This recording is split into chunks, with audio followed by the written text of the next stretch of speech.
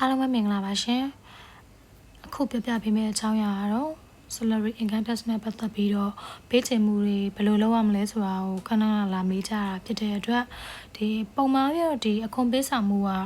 ရိုးရှင်းလွယ်ကူတယ်လို့ထင်ရပါတယ်ပေါ့နော်ဒါပေမဲ့လည်းတချို့ကြတော့လေကိုယ်ကလုံးဝအတွေ့အကြုံမရှိသေးတဲ့သူတွေအနေနဲ့ကြတော့ဒါကိုဘယ်ကနေဘယ်လိုသွားဆောင်ရမှာလဲဘဏ်ကိုပဲသွားဆောင်ရမှာလားဒါမှမဟုတ်ချက်လက်မှတ်တွေနဲ့ယူရမှာလားပြီးဒါမှမဟုတ် electronic နည်းနဲ့ဆိုရင်ရော website ကနေဆောင်ရမှာလားဒါမှမဟုတ်လဲ banking system ဒီ iBanking နေနဲ့ဆောင်ရမှာလားအဲ့လိုမျိုးလေးတွေရှိရပါတော့အဲ့ဒါလေးတွေကိုပို့ပြီးတော့ရှင်းလင်းသွားအောင်လို့ရှင်းပြပေးသွားမှာဖြစ်ပါတယ်အဲ့တော့လာဆောင်ဝင်ခွန်ကတော့အရှိမတော့ဒီတွက်ချက်မှုပုံစံတွေတော့ပြောခဲ့ပြီးပြီအဲ့တော့သူ့ကိုဆောင်ပေးတဲ့ခါကျရင်ပုံမှန်ဖြစ်ဒီလာဆောင်ဝင်ကိုဆောင်ရမယ့်အချိန်ကဒီလာဆောင်ပေါ့နော်လာစာထုတ်ပေးတဲ့အချိန်ကျရင်ဒီလာစာကိုနှုတ်ယူထားရမယ်လေဒီ company ကအဲ့လိုနှုတ်ယူထားတဲ့နေ့ကနေ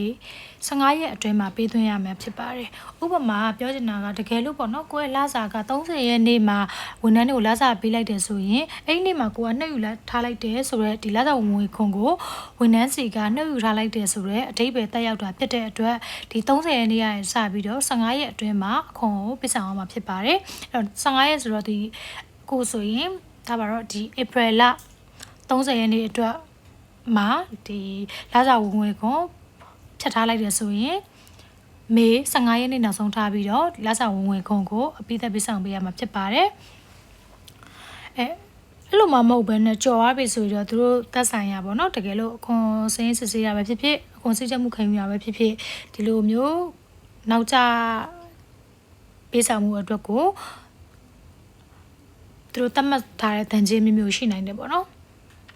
ဒါတော့ဒီတန်ကြေးတွေအတွက်ကတော့သူတို့အခွန်ရုံးကနေတတ်မှတ်ပေးမှဖြစ်ပါတယ်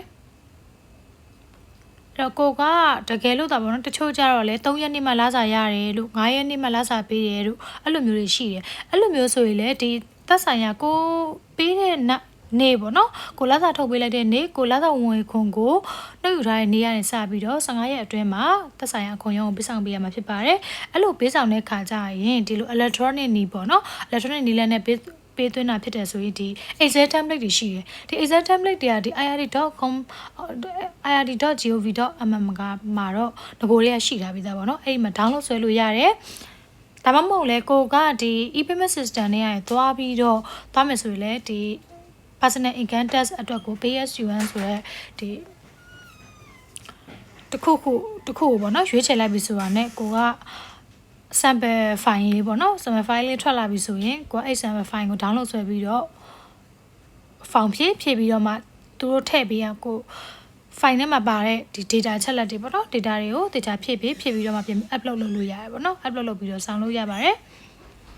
အဲ့တော့တကယ်လို့ဒါ electronic နီလန်းနဲ့အခွန်ဆောင်မယ်ဆိုရင်တော့ကိုကဘာလုပ်ထားဖို့လိုလဲဆိုတော့တခုရှိတာကကိုယ့်ရဲ့သက်ဆိုင်ရာအခွန်ရုံးပေါ့နော်အခွန်ရုံးကိုကelectronic နီလန်းဖြစ်တဲ့တော့ဒီ banking နဲ့လည်းဖြစ်နိုင်တယ် banking ဆိုတာ iBanking ပေါ့နော် iBanking ဆိုတာကိုယ့်ရဲ့ company မှာ company iBanking တွေရှိတယ်ဒီ company account ပေါ့နော်အဲ့ company account ကနေ direct သွားပြီးတော့ဒီ tax payment ဆိုရဲခုတိမှာပါပေါ့နော်အများအပြားဒီiBanking နဲ့ကိုတုံးတဲ့ခါကျ iBanking ထဲမှာဒီ tax payment တို့ bill payment တို့ဒါမျိုးတွေရှိရပါတော့အဲ့ဒီကနေသွားပြီးတော့မှဒီကိုယ့်ရဲ့ user name မှာကိုယ့်ရဲ့ user name ဆိုတာကဒီ company iBanking ရဲ့ user name ပေါ့နော် KBZ ဆိုလဲ KBZ AR ဆိုလဲ AR ပေါ့ဒီကနေတဆင့်ဝင်ရောက်ပြီးတဲ့ခါကျရင်ရွေးချယ်ရမှာပေါ့နော်ကိုစောင်းမသက်ဆိုင်ရာအခွန်ကိုဒီ tax payment ဆိုတဲ့ icon လေးရှိရပါတော့ဒီ tax payment ဆိုတာကိုအဲ့ tax ကိုသွားလိုက်မယ်ဆိုရင်ကိုဘယ်ခွန်ဆောင်မလဲတင်နံပါတ်တွေဘယ်လိုထည့်ရမလဲဒါမျိုးတွေပေါ်လာလိမ့်မယ်အဲကနေတဆင့်ဆောင်လို့ရတယ်အဲကနေဆောင်တယ်ဆိုရင်တော့ तू က Excel sheet ကိုတန်းပြီးတော့ထည့်စရာမလိုဘူးသို့တော်လည်းဟိုလက်ကုံတဲ့ခါကျရင်ဒီ Excel sheet ပေါ့နော် Excel sheet ကိုကိုယ့်ရဲ့အခွန်ရုံးမှာ IRD website မှာပေါ့နော် e-filing system ကနေတင်ပေးရမှာဖြစ်ပါတယ်အဲ့တော့ကိုကတကယ်လို့ပေါ့နော်ကိုဘန်တစ်ခုနဲ့ဆောင်ကျင်တယ်ကိုမှာကို company မှာဘန်က9ခုရှိတယ်ပဲထားအဲ့တော့အဲ့ဘန်9ခုတည်းကဘန်တစ်ခုနဲ့ဘန်တစ်ခုတည်းမဟုတ်ဘဲနဲ့ဘန်တစ်မျိုးစီပေါ့နော်ဒီလမှာဒီဘန်နဲ့ဆောင်မနောက်လာရင်နောက်ဘန်နဲ့ဆောင်မှာမျိုးဖြစ်နိုင်တာဖြစ်တဲ့အတွက်ကိုကသာဒီ electronic payment နဲ့ banking system နဲ့အကုန်ပေးဆောင်မယ်ဆိုရင်ဒီကိုယ့်ရဲ့သက်ဆိုင်ရာ အခွန်ရုံးတွေကိုပေါ့နော်ဒီ electronic payment အတွက်ကိုဆောင်မဲ့ဘဏ်တွေရဲ့ information တွေပေါ့နော်အဲ့ဒါတွေကိုတွားပြီးတော့တင်ထားပေးဖို့လိုရပါတယ်အဲ့ဒီ information တွေတင်ထားပြီးပြီဆိုရင်ဒီအခွန်ရုံးကနေကိုလက်မှတ်ထိုးပေးလိုက်တယ်ပေါ့နော်အဲ့လိုလက်မှတ်ထိုးထားပြီးပြီဆိုရင်အဲ့ဒီအတွက်ကိုဒီအဲ့ဒီ form ကိုဘယ်ပို့ပေးရလဲဆိုတော့ကိုယ့်ရဲ့သက်ဆိုင်ရာဘဏ်တွေကိုက KBZ နဲ့ဆောင်နေဆိုရင် KBZ ဘဏ်ကိုဒီ form တင်ထားပြီးသားပေါ့နော် electronic payment လုံးဆောင်မယ်ဆိုတဲ့အကြောင်းကိုယ့်ရဲ့သက်ဆိုင်ရာဘဏ်တွေကိုဒီ service တွေပေါ့ဒီ document copy လေးတွေကိုပို့ပေးထားရမယ်ပို့ပေးထားပြီဆိုရင်အဲ့ဆိုသူကဒီဘဏ်နဲ့ကိုယ့်ရဲ့အခွန်ရုံးသက်ဆိုင်ရာအခွန်ရုံးကြမှာဒီ relate ဖြစ်သွားတယ်ဆိုတဲ့ပုံစံမျိုးဖြစ်သွားတာပေါ့နော်အဲ့လိုအခါကျမှပဲဒီအခွန်ကိုပေးဆောင်လို့ရမှာဖြစ်ပါတယ်ပြီးတဲ့အခါကျရင်အခွန်တွေကိုဆောင်မှုအတွက်ကိုဆိုရင်တော့ဒီအခွန်နံပါတ်ပုံတွေနဲ့နံပါတ်ပေါ့နော်တင်နံပါတ်ကိုအသုံးပြုပြီးတော့ပေးဆောင်ရမယ်တင်နံပါတ်နဲ့ဆောင်တဲ့အခါကျရင်သူတို့ကပြန်ပြီးတော့ကိုယ့်ကိုပေါ့နော်ဟိုဒီချက်လန်ပေါ့ဒီအခွန်ချက်လန်တွေမှတ်ကန်စာပြန်ပြီးတော့ထုတ်ပေးမှာပေါ့အဲ့လိုပေးထုတ်ပေးတဲ့အခါကျရင်ဘယ်ဘန်ကိုကဘယ် email ကိုပို့စေခြင်းလဲတကယ်လို့အကြောင်းရင်းတစ်ခုအကြောင်းကို contact ကိုဘယ်ကိုဆက်သွယ်စေခြင်းလဲအဲ့ဒါမျိုးဆိုရင်အတွက်ကိုလည်းဒီ email address တွေဖုန်းနံပါတ်တွေကိုကိုယ့်ရဲ့သက်ဆိုင်ရာအခွန်ရုံးကိုပေးပို့ထားရမယ်ခုနကပြောခဲ့တဲ့ပေါ့နော် banking information နဲ့ကိုဒီ email address တွေဖုန်းနံပါတ်တွေကိုကိုယ့်ရဲ့သက်ဆိုင်ရာအခွန်ရုံးကိုပေးပို့ထားရမယ်ဒါမှလည်း तू ကိုကအခွန်ဆောင်လိုက်ပြီဆိုတာနဲ့ဒီ iBanking system ပဲဖြစ်ဖြစ် card payment ပဲဖြစ်ဖြစ်တခုဆောင်လိုက်ပြီဆိုတာနဲ့ကိုယ့်ရဲ့သက်ဆိုင်ရာအခွန်ရုံးမှာကိုကစရင်းသွင်းထားပြီးသားဖြစ်တဲ့အတွက်ကိုဒီအခွန်ဆောင်လိုက်ပြီဆိုတာနဲ့ကိုယ့်ရဲ့ email တွေကိုရောက်စေခြင်းတဲ့ email တွေကိုသူတို့တမရက်အတွင်းမှာပေါ့နော်ဒီချက်လန်တွေပြန်ပြီးပို့ပေးမှာဖြစ်ပါတယ် test payment certificate ပေါ့နော်ဒါတွေပြန်ပို့ပေးဖို့သွားမှာဖြစ်ပါတယ်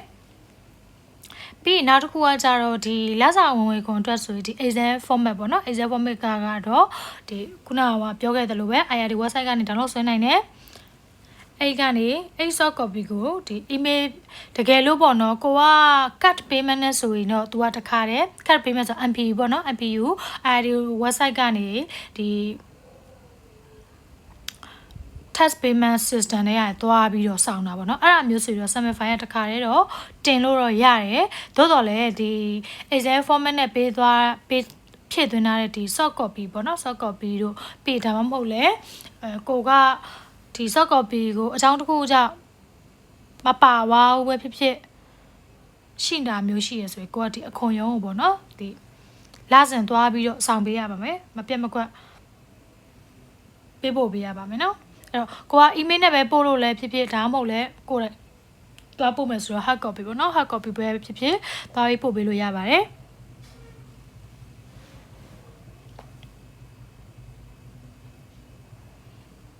တကယ်လို့ပေါ့နော်တချို့ကြတော့ e-banking system တို့ iBanking တို့ဒီ MPO payment system တို့နဲ့မကျွမ်းကျင်ဘူးပေါ့အဲ့လိုမကျွမ်းကျင်ဘူးဆိုရင်ဒီငွေသားတို့ဒါမှမဟုတ်ချက်လက်မှတ်နဲ့ပေးသွင်းနေဆိုရင်တော့ကိုယ့်ရဲ့ဒီနိုင်ငံပိုင်ဘဏ်မှာကို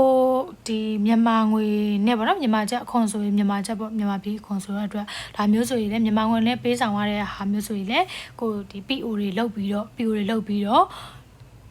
သွားပြီးတော့ကိုချက်လန်ထုတ်ကြမှာပေါ့နော်ကိုရုံးကိုချက်လန်ထုတ်ပြီးတော့မှဒီသက်ဆိုင်ရာမြန်မာစီးပွားရေးဘက်မှာသွားဆောင်ပေးရမှာဖြစ်ပါတယ်အဲ့လိုပဲဝင်ခွန်ကိုဆောင်ရမယ့်အချိန်ကလည်းဒီလက်ဆောင်ဝန်ကိုနှုတ်ယူထားတဲ့နေရာနေ15ရက်အတွင်းစားမှာဖြစ်တယ်လို့သူ့အတွက်လိုအပ်တဲ့ဒီ15336ပေါ့နော်ဒီစရင်ကိုအေဂျင့်ရှိကိုလည်းသက်ဆိုင်ရာအခွန်ရုံးတို့ဒီဝန်ကိုနှုတ်ယူထားတဲ့နေရာနဲ့15ရက်အတွင်းကိုလစဉ်ကိုမပြတ်မကွက်ပေးဖို့ပေးရမှာဖြစ်ပါတယ်အဲ့ဒါ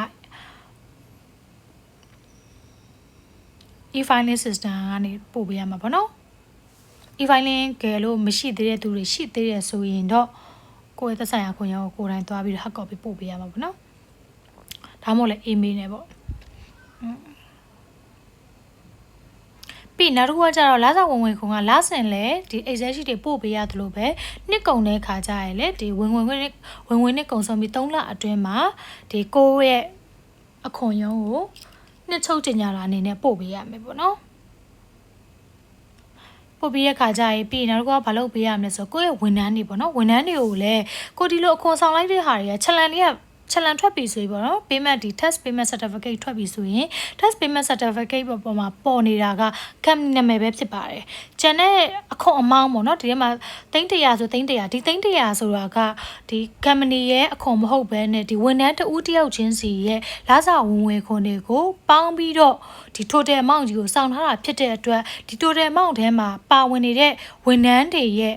အခွန်တယောက်ချင်းစီရဲ့အခွန်တွေကိုပြန်ပြီးတော့ပေါ့နော်စောင့်ထားပေးပါရဆိုတဲ့ထောက်ခံစာကိုဒီသက်ဆိုင်ရာ company ရရင်ထုတ်ပေးဖို့လိုအပ်ပါတယ်ကိုယ့်ရဲ့ဝန်ထမ်းတွေကိုပေါ့နော်ဒါမှဒီဝန်ထမ်းတွေကသူတို့အကြောင်းကိစ္စတစ်ခုရှိတဲ့အခါကျရင်သူတို့ကဒီအခွန်သူတို့ရဲ့ဝင်ငွေရလမ်းကိုပေါ့နော်တင်ပြနိုင်မှာဖြစ်ပါတယ်အဲ့တော့အဲ့ဒီဝင်ငွေရလမ်းတင်ပြဖို့အတွက်ကိုစာရွက်စာတမ်းကစာရွက်ပြင်ဆင် company အနေနဲ့ပြင်ဆင်ပေးရမယ့်စာရွက်စာတမ်းကကြတော့ဝါငါ15ကာကြီးပတ်တခဝါငါ15ကာကြီးလို့ခေါ်ပါတယ်နော်အဲ့15ကာကြီးကိုဖြည့်ပေးရမှာပဲဖြည့်ပေးတဲ့အခါကျရင် company ကနေနှစ်စဉ်ဒီကိုယ့်ရဲ့ဝန်ထမ်းတွေကိုထုတ်ပေးမယ်ပြီးမူရင်းခွဲ copy ပေါ့နော် copy ကိုလည်းမူရင်းခွဲပေါ့မူရင်းဆို2ရက်လုပ်ပြီးပေါ့နော်2ရက်လုပ်ပြီး1ရက်ကိုကြတော့ company မှာတင်ရမယ်1ရက်ကိုကြတော့ဝန်ထမ်းကိုထုတ်ပေးပါမယ်ပြီးမှတ်တမ်းထားတာပေါ့နော်အဲ့ဆိုရင်ဒီဝန်ထမ်းတွေကလည်းဒီဝါငါ15ကာကြီးကိုကြည့်ပြီးတော့သူတို့အခွန်တစ်နှစ်လုံးမှာအခွန်တွေဘယ်လာမှာဘယ်လောက်ခွန်ဆောင်ထားတယ်ဆိုတဲ့စာရင်းတွေပါမယ်ပြီးတော့သူတို့ကလည်းသူတို့ရဲ့ဒီအခြေပစ္စည်းဝယ်ယူတာတော့တည်ဆောက်တာတော့တခြားနည်းလမ်းတစ်ခုခုနဲ့ဒီဝန်ဆောင်မှုတွေရယူတာတော့ဒီလိုပေါ့နော်ကိစ္စတစ်ခုခုကြောင့်သူဝင်ငွေရလမ်းတင်ပြရမယ့်ကိစ္စတွေပေါ်ပေါက်လာပြီဆိုရင်ဒီလာစာဝင်ငွေကိုနှုတ်ယူပေးတဲ့ဆိုင်ရာအထောက်အထားလက်မှတ်လို့ခေါ်တဲ့ပတ်တကဝါငါ15ကာကြီးကိုသူတို့တင်ပြနိုင်ပါတယ်ဒါတွေကိုလည်း company ကထုတ်ပေးဖို့လိုပါမယ်နော်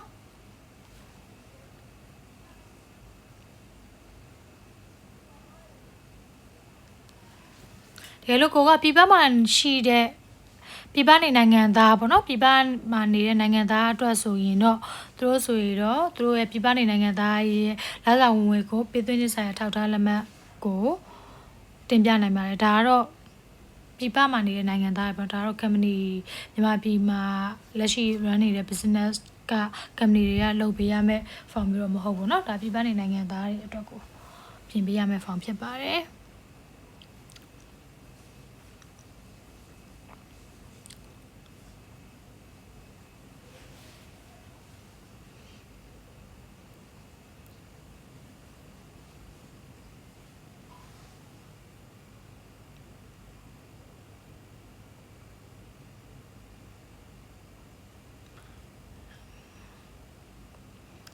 အဲ့ဆိုရင်အခုပဲသွားမလဲဆိုတော့အခုဒီအခွန် payment လေးနဲ့ပတ်သက်ပြီးတော့ပြောရင်းနဲ့ကျမတို့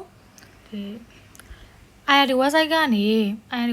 ကျမတို့အခွန်ပေးဆောင်မှုဘယ်လိုလုပ်ရလဲဆိုတာကိုပြောပြမယ် cut payment ပေါ့နော်သူက MPU cut payment နဲ့ဆိုရင်ဘယ်လိုသွားမလဲဆိုဒါကတော့ IRD website ပေါ့နော် ird.gov.mm အဲ့ဒီမှာဆိုရင်ကျမတို့အခွန်ကျင်ညာလာတင်သွင်းရန်ရှိမယ်ခွန်ပေးဆောင်ရင်ရှိမအောင်ပါလေဒါတွေကတော့ကိုယ်နဲ့မဆိုင်ဘူးဒါတော့ခွန်ပေးဆောင်ရန်ဆိုတာနှိပ်ပေးမယ်နော်အဲ့ဒီမှာဆိုရင်ဒီမှာခွန်ပေးဆောင်ရန်ပေါ်လာပြီပေါ့နော်ဒီ website ဒီမှာခွန်ပေးဆောင်ပေါ်လာပြီဆိုရင်ဒါဆိုရင်ကျမတို့ကအများကြီးကတော့ကတ်နဲ့ပေးဆောင်မှုကပိုစင်ပြေတယ်ပေါ့နော်ဒါပေမဲ့တချို့ banking နဲ့လည်း join သူတို့ချိတ်ထားတာမျိုးတွေရှိရပေါ့နော်အဲ့တော့အခုကျမတို့ကအခု company ရဲ့ဝန်ထမ်းတွေအတွက်ကိုဆောင်ပေးမယ်ဆိုရင်ဒါကဒီ company ခွန်ပေးချိန်မှုအတွက် online စနစ်ဆိုတဲ့ဒါလေးကိုနှိပ်မယ်နော်ပြီးရင်ကျမတို့ရဲ့ company နာမည်ကိုယ့်ရဲ့ tin number ကိုဒီမှာရိုက်လိုက်မယ်ပေါ့နော် tin number ကိုရိုက်လိုက်ပြီဆိုတာနဲ့သူက automatic တခြားဒီ company ရဲ့ပတ်သက်တဲ့ပေါ့နော်သက်ဆိုင်အထောက်အထားဒီ tax payer name တွေ contact email တွေ contact phone တွေအကုန်လုံးပေါ်လာမယ်အဓိကကိုယ့်ရဲ့ tin number ကိုသိဖို့လိုတယ် tin number သိပြီဆိုတာနဲ့အဲ့အတွက်ကိုကရွေးချယ်လို့ရပြီပေါ့နော်ဥပမာဆိုရင်ကျမဒီ micro website ကနေတခုသွားပေးမယ်နော် micro website မှာဆိုရင်ကျမ company နာမည်တစ်ခုကိုရှာခြင်းလို့ပေါ့နော်ဒါဥပမာပြခြင်းနော်အဲ့တော့ကျမ Sirima ကိုအသုံးပြုပြီးတော့